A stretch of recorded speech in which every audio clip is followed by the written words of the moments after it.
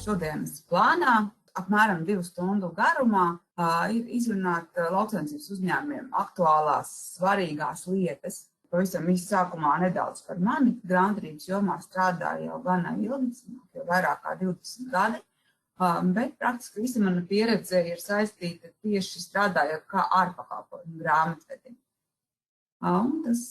Tas vairāk nozīmē to, ka tā pieredze ir lielākoties ar maziem un vidējiem uzņēmumiem.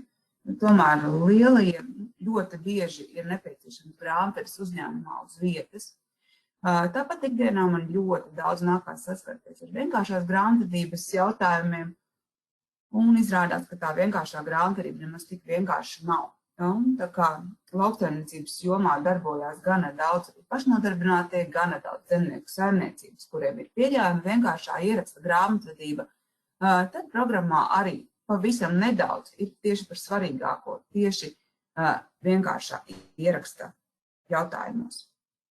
Un tā kā bieži vien lauksaimniecība ir sinonīms zemnieku saimniecībām, parasti tiek pieņemts, ka tie, kas nodarbojas ar lauksaimniecību, tie ir zemnieki, un gana daudz uzņēmumu ir zemnieku saimniecību statusā.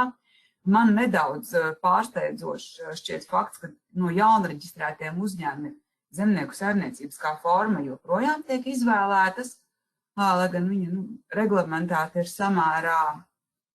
samērā vāja no likuma puses, bet tā tad arī par zemnieku saimniecību uzskaitas jautājumiem pavisam nedaudz pastāstīšu par to, kas ir noteikts normatīvajos aktos. Un tālāk tātad par šīs dienas programmu, tad pirmkārt izrunāsim par dzīvnieku uzskaiti, par augu uzskaiti, tad lauksaimniecības nozare ir samērā cieši saistīta arī ar dažādu veidu atbalstiem. Tad šogad atkal ir kādas projektu kārtas izsludinātas, tad būs saimniecībām atkal iespēja saņemt atbalstu investīcijām, un šīs lietas nekad atgādināt par ļaunu nenāk. Tad dažas būtiskas lietas par gada pārskatiem, ko lauksaimniekiem noteikti nevajadzētu aizmirst pārskatā norādīt. Tad, kā jau minēju, pavisam nedaudz par vienkāršo grāmatvedību un arī apkopojums par to, kādas tad ir lauksaimniekiem paredzētās atlaides un atvieglojumi.